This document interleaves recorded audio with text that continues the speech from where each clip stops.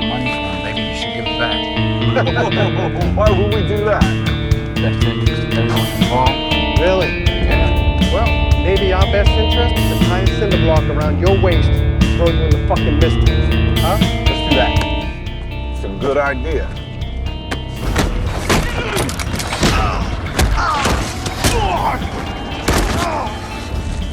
You're supposed to stand for something, punk. Protect and serve, hold the law, justice. Remember. All right, everyone. Welcome to Brandon at Random Reviews. I am your host, Brandon Griffiths. Thank you for stopping by. I do appreciate it. If you like listening to a guy talk about one unsystematically chosen movie at a time in weekly episodes, then look no further. To keep up with the newest content, you can find Brandon at Random Reviews on most major video and audio platforms, as well as most popular social media sites.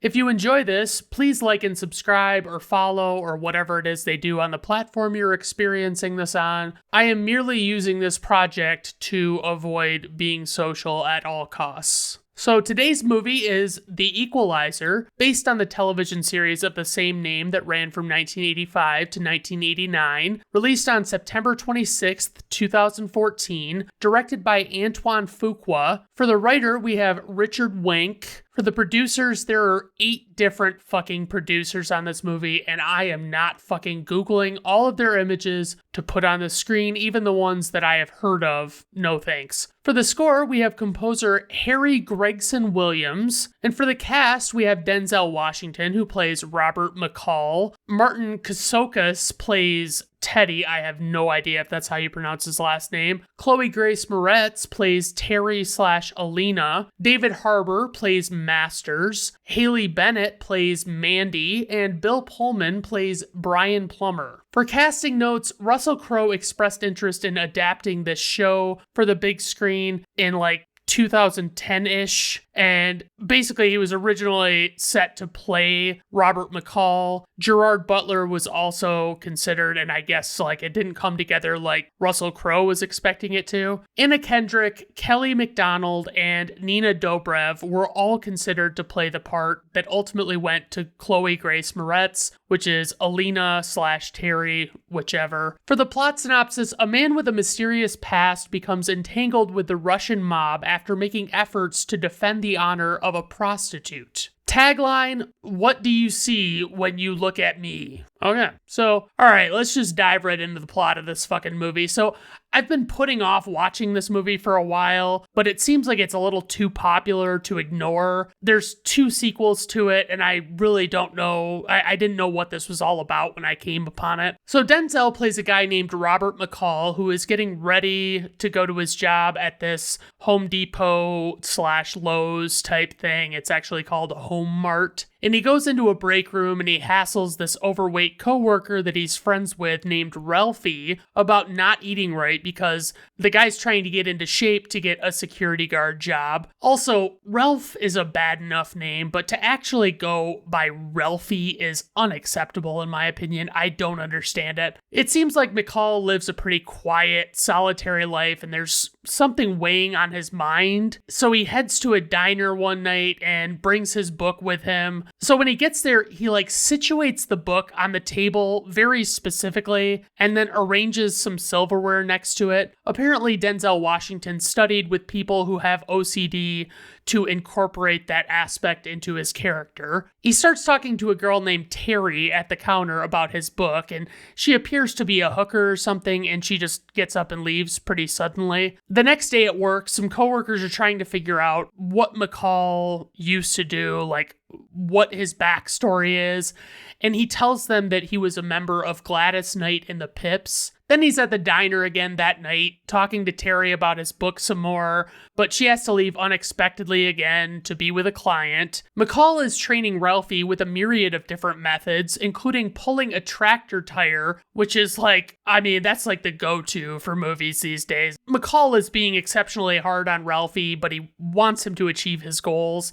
And then he goes to the diner yet again, another night, and talks with Terry again, who reluctantly sits with him at his table. It's clear that one of her clients roughed her up pretty bad, and the two of them talk about their interests, and she wants to be a singer, and she tells him that her name is actually Alina, which is what I'll call her until further notice, and he talks about having been married, and he says that his wife broke his heart, but I'm willing to bet the real story there is that she probably died, and it's like, that's his way of saying it, so he doesn't get all of the sympathy type stuff. McCall and Alina go outside, and they walk for a bit, and just as they're about to part ways, Alina's pimp comes up and confronts her about what happened with the client from the previous night. McCall looks on, and one of the men with the pimp tries to diffuse McCall's interest, like I can't remember if he like wanted to buy him off or what he was trying to do. The next night, McCall is told by the man behind the counter at the diner that Alina is in the hospital after having been beaten up pretty bad. At the hospital, McCall crosses paths with this woman named Mandy, who is also there to see Alina. Mandy explains to Robert that Alina tried to defend herself when the pimp's crew was roughing her up, and that now the pimp is making an example out of her for his other girls. So, I mean, despite only knowing that McCall has some mysterious past at this point, we don't really know what that past is,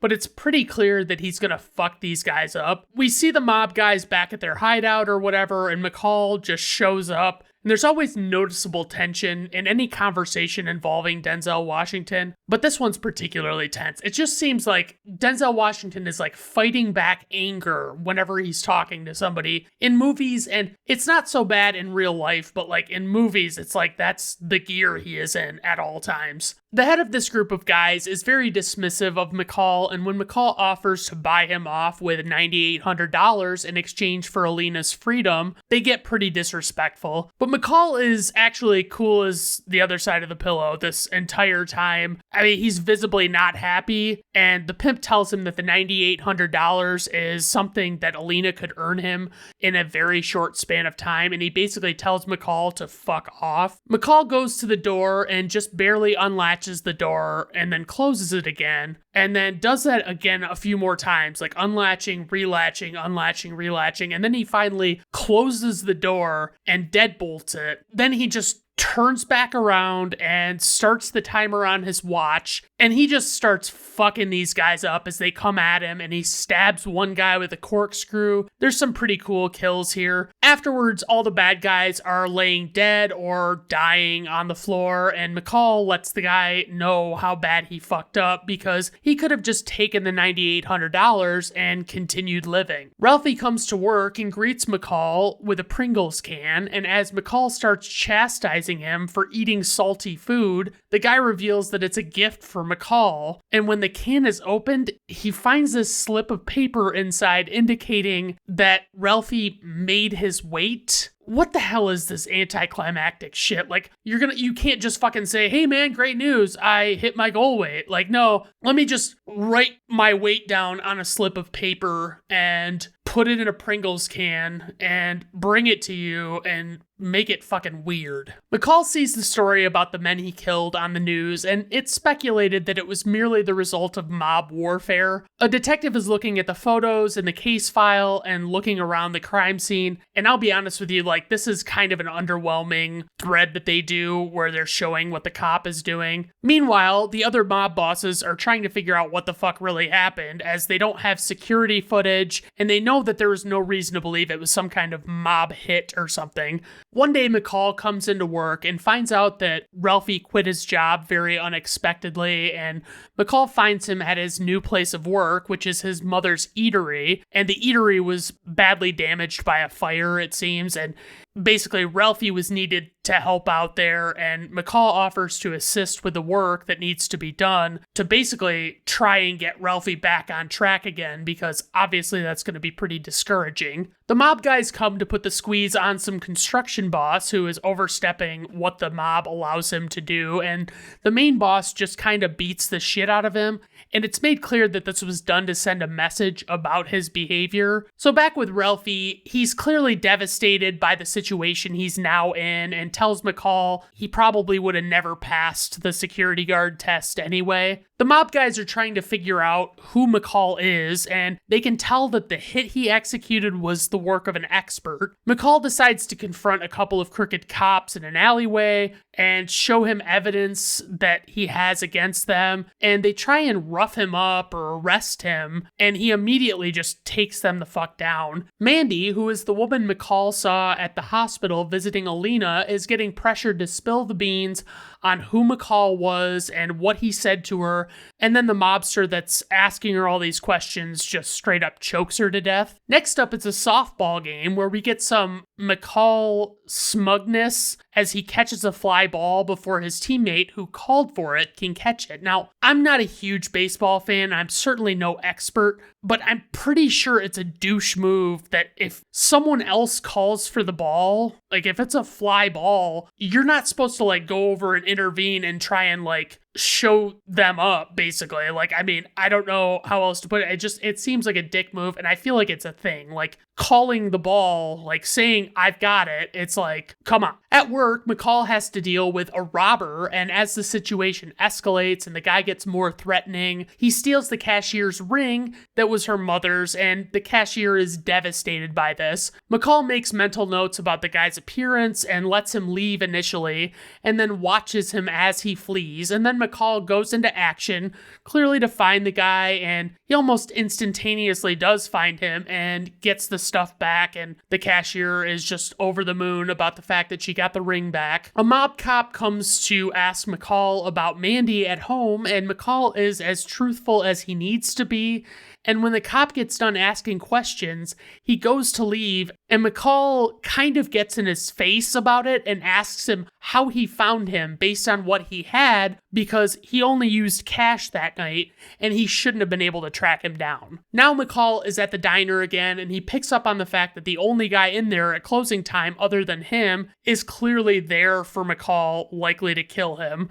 And so he takes him down, and then he goes out to the mob guys waiting in their car and takes a series of pictures of them, and they start to pursue him on foot. McCall takes a lot of guys down in this sequence, but unfortunately these moments don't hit the spot quite like a movie like John Wick does. It's got to be at least partially because of the cinematography, like the way it's shot, it doesn't make it look as cool, but I'm going to try and not hold the Equalizer to the standards of John Wick. Then, while he's still on the run, McCall goes to his apartment bathroom to dress his wound, and he slips out to watch the guys on home surveillance as they basically just scope out his place and try and figure out who he is. The bad guys realize that he's watching them, and the main baddie tells them that he wants McCall found, and McCall goes to see his friend Susan to see what insight she can provide regarding what's going on with these mobsters, and apparently she has an important enough job that she can get important info like this. He talks to her husband Brian, who does more hyping of McCall's reputation, and talks about having actually heard that McCall had died at one point. Susan gives McCall background information about many of the men that McCall has become entangled with, and she asks him why he would do all of this for a seemingly random young girl, and McCall makes it clear that it makes sense to him.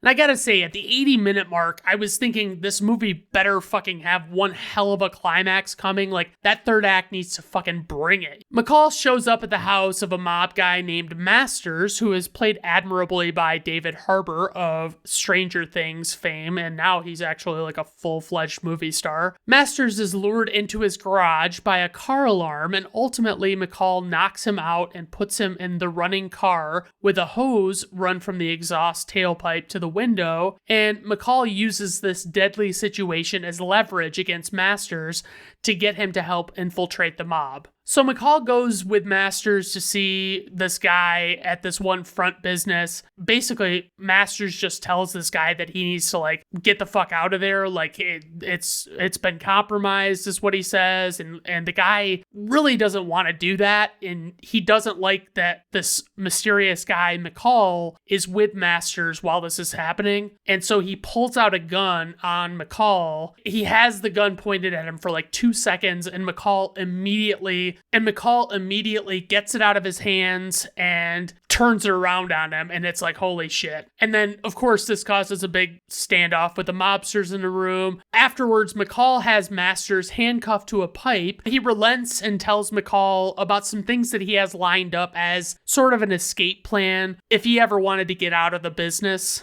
Next, McCall goes to see one of the higher-up mob guys named Teddy and tells him a story, and then he blows up a building. There's a whole bunch of shit. I gotta say, not that this movie hasn't had its share of excitement, but overall, it's been kind of slow. Like, for the amount of stuff that has happened, it's like, even those things, like, doesn't even get your heart racing or anything. The mob figures out that McCall has people he cares about in Ralphie and other Home Mart employees, so they take them hostage at the store, but McCall comes and starts to unleash hell on the bad guys, and he so clearly knows this place so much better than these bad guys do. Like, it's like his fucking fortress, you know? It's like he just knows everything about this place. This is a pretty cool setting for the final showdown, and I think I might have actually unknowingly watched this, like this whole scene in a clip on TikTok because I didn't know what it was. I didn't recognize the movie, and it was just like, I'll watch this, you know, I'll check it out. And a lot of times TikTok pages will just not fucking share any information or even tag the movie, and it's fucking confusing. Also, the music is all fucking wrong in this sequence. Like, it needs to be more toned down and not so continuous, at least initially, to like build tension. You kind of see how McCall is just patiently waiting to let his plan unfold and pick off these guys one by one as they walk around the store, and one of them is taken out with McCall's battery-operated drill, and it feels a little too quick and easy. Like, I've never put a drill through somebody's skull, but intuitively speaking, it just seems like it would be more trouble than this. So there's a big fight with McCall and one of the bad guys, and it's a more close quarters combat type thing, and the guy actually gets McCall down, but he fails to kill him in the moment. McCall gets free, gets the best of him, and Ralphie comes and finds McCall on the ground, and they try and get out of harm's way, and Ralphie ends up actually getting shot, but he can still walk, so McCall sends Ralphie to go find the circuit breaker while McCall just stays back to give him cover as best he can. And one of the bad guys is blown up by a microwave bomb in the break room, and although the explosions should be cool, I'm starting to realize that this movie really overuses slow motion. It's been problematic. Like, it's especially bad throughout these final scenes. I guess my thought is they need to not have the slow-mo on for what end up being these very extended sequences. They needed to like pick and choose how much slow-mo they were actually going to use to make it a little more impactful when they use it. But things wrap up at the store, and McCall comes to see the head mob guy Vladimir while he's showering, and McCall says he wants the head of the snake and leaves Vladimir to be electrocuted. McCall runs into Alina on his way home, and she tells him that she's recovering, and she's started reading, and she's gotten a new job, and she thanks him for all the stuff he did for her. And we close out the movie seeing McCall has posted to Craigslist offering help and gets a response and confirms that he's willing to work with this mysterious person who responded. And we roll credits. So praise for this movie. This flick did well, telling its relatively straightforward story, and it made it watchable. The acting is actually pretty fucking solid. I mean, across the board, there's not like a bad performance that I noticed. For criticism, I would say I feel like I was probably underwhelmed by this movie, as I mentioned, because of the John Wick factor. I mean, it came out the same year, and in my opinion, it did so much better. It executed so much better than this movie did. So it just kind of paled in comparison to that.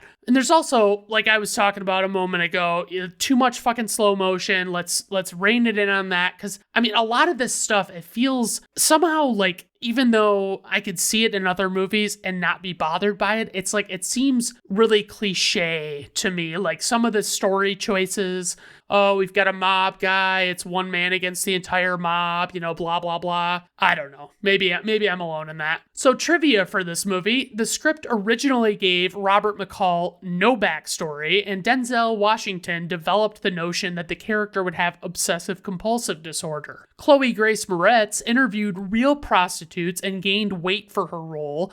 She was able to win over the director, who originally wanted someone closer to 24. She was 16 at the time of this production. Okay, on to info and ratings. We have a runtime of 132 minutes. This movie is rated R by the Motion Picture Association of America. Budget, $55 million. Opening weekend, $34.1 million. Worldwide gross, $192.3 million. IMDb rating, 7.2. Letterboxd rating, 3.3. Rotten Tomato Critics score, 61%. Rotten Tomato Audience score, 77%. Personal rating, 3.5 out of 5 stars. I liked it okay. I don't regret watching it, but I also feel like it was underwhelming and the spots where it needed to not be. So yeah, that's what I got for you. So as I mentioned, like, subscribe, follow, whatever you got to do to get my most recent updates. All right, everyone. Well, I hope you have a good rest of your day. Bye now.